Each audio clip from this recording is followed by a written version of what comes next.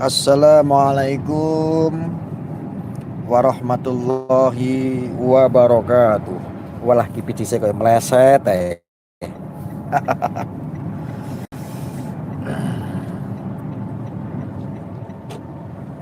Masih dalam perjalanan teman-teman. Jadi saya nggak bisa live sore.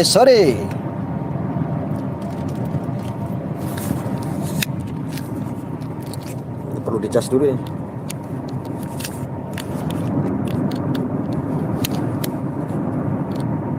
Walah, nggak bisa deh.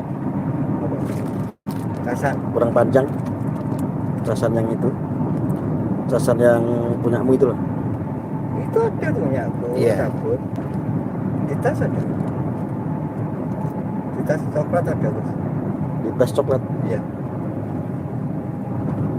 Biarin lah. Teman-teman, apa kabar teman-teman? Ya, mudah-mudahan tetap dalam lindungan Allah. Amin. Ya, saya ini nggak bisa live sore karena masih dalam perjalanan. Ya. Tapi saya di sini mau mengucapkan puji syukur kehadirat Allah atas jalan Allah ya. Bahwa sekarang banyak yang menyuarakan bagaimana dengan nasib Sidikiyah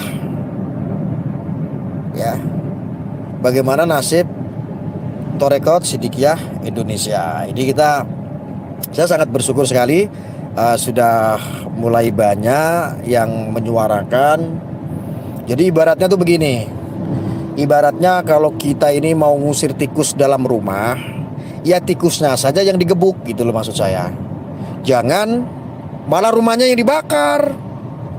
Ya, ini enggak bener lah ya. Saya berharap untuk Kemenak, saya berharap untuk pemerintah ya bisa lebih ini lagi ya, lebih memperhatikan sektor yang lain. Ini selain apa ya? Selain membicarakan tentang kenakalan seorang anak kiai. Ya, tentang kenakalan seorang anak tokoh. Ini yang paling penting saudara-saudara. Karena apa? Jangan akhirnya semuanya ini menjadi korban. Saya jujur sangat miris. Saya jujur sangat, ya Allah, ini kok jadi kayak begini gitu loh. Ya, jadi saya mengucapkan untuk rekan-rekan semuanya, ya. Di TV One juga sudah mulai mempertanyakan juga untuk masalah kepada Kemenak, ya, arahan-arahannya seperti apa, bagaimana dengan nasib Sidikiyah ya, Torekot Sidikiyah Indonesia ini. Jangan karena satu hal itu ya kita nggak melihat aspek yang lain. Karena bagaimanapun ya saudara-saudara ya, walaupun saya melihat isu ini bahwa Sidikiyah ini bukan bagian daripada NU ataupun Muhammadiyah, tetapi percayalah, Sidikiyah yang saya lihat ya selama berpuluh-puluh tahun ini ikut membangun bangsa. Apalagi Sidikiyah ini 17 Agustus besok ini program untuk ini sudah membangun rumah. Ini sebanyak 100 berapa kemarin? 128 unit rumah loh yang akan diresmikan ini pada 17 Agustus besok. Rumah itu gratis ya? Gratis dibagikan. Gratis dibagikan coba. Dibangun dari orang-orang yang tidak mampu, dibangunkan rumah. Jadi untuk orang-orang yang tidak mampu itu dibagi-bagikan itu. Jadi Masya Allah luar biasa Sidikiyah ini. Dan Sidikiyah ini kalau pandangan saya ya, saya cari-cari, saya ngulik-ngulik sana kemari, saya pelajari. Ini tidak ada sebuah pesantren atau didikan yang tidak betul atau tidak baik, itu nggak ada. Di dalam Sidikiyah itu nggak ada. Bahkan mengedepankan yang namanya hubul waton minal iman. Mencintai tanah air ini bagian daripada iman. Lalu kemarin itu teman-teman ya, kemarin itu, oh ya yang hadir silakan. Kemarin itu saya masih ada di dalam mobil nih, masih di jalan. Kemarin banyak tapi sudah mulai paham, alhamdulillah, Banyak orang yang tiba-tiba itu mengeklaim bahwa kenapa sih kok Arya ini membela orang yang cabul katanya. Itu Masya Allah ya. Ya, bukan seperti itu. Kita itu harus melihat dari aspek hukum. Juga kita harus melihat dengan asas kebenaran. Madura hadir Gus siap? Atau mungkin Sidikiyah itu milik LDII atau Islam Jamaah Gus atau lainnya? Nggak ada Mbak Junet. Nggak ada keterkaitan dengan itu semua. Makanya Sidikiyah ini kan nggak bisa digoreng-goreng sebetulnya. Hanya satu yang digoreng itu adalah oh pesantren ini seperti ini gitu. Nggak ada salah. Jangan ngeklaim seperti itu, ya. Apa yang dilakukan oleh Mas Beki ini tidak mewakili atas nama pesantren. Seandainya toh itu benar bisa dibuktikan nanti, ya. Ini tidak mewakili dunia pendidikan. Kan saya sudah sering menyampaikan. Ini tidak mewakili Islam contohnya ya. Atau tidak mewakili Sidikiyah tidak, ya. Tetapi ginilah ya. Perlu saya sampaikan, ada ini menurut analisis saya ya. Ada indikasi politik dalam keluarga. Ada politik ya dalam cinta, dalam percintaan nih. Ya, ini ada kaitannya tentang percintaan ya. Jadi bisa jadi jangankan Mas Beki ya. Jangankan Subeki ya. Saya sendiri aja, mantan saya ngerecokin sampai detik ini. Ini mantan, mungkin saja indikasinya ada kaitannya dengan orang-orang yang merasa terabaikan, orang-orang yang sakit hati, pacaran putus dan lain sebagainya.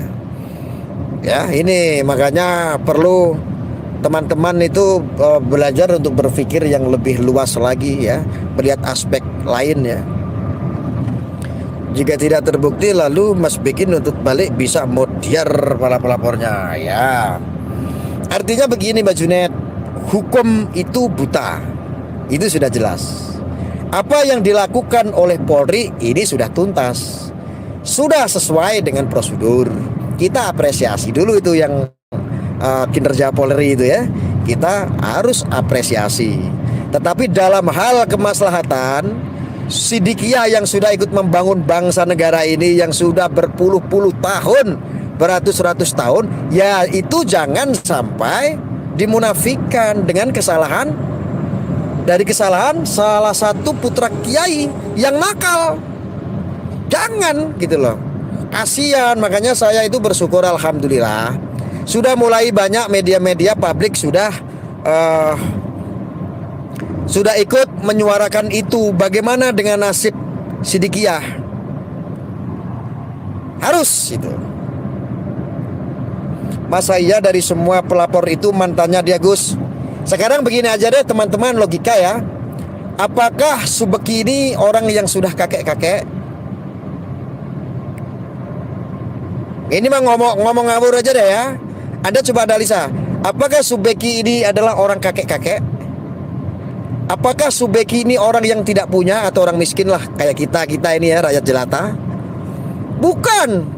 Subeki ini orang yang masih muda, ganteng, kaya, tajir, musisi band lagi. Coba deh, ayo logikanya kita pikir. Ya? Perempuan saya kasih tahu, perempuan, jangankanlah sekelasnya Beki, sekelas saya aja lah.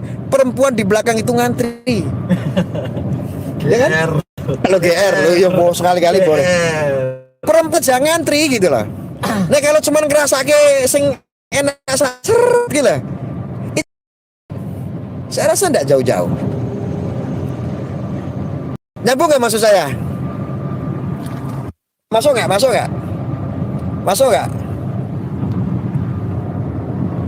nggak? Ayo, yang saya katakan tadi tuh. Ayo logika dulu deh.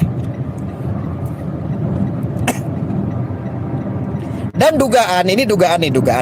Saya kasih tahu. Dugaan ini ada masalah, ada kaitannya dengan politik yang ada di keluarga. Ada. Dan yang kedua, barisan sakit hati. Totalnya ada 3. Yang satu ini adalah bagaimana caranya Sidikiyah ini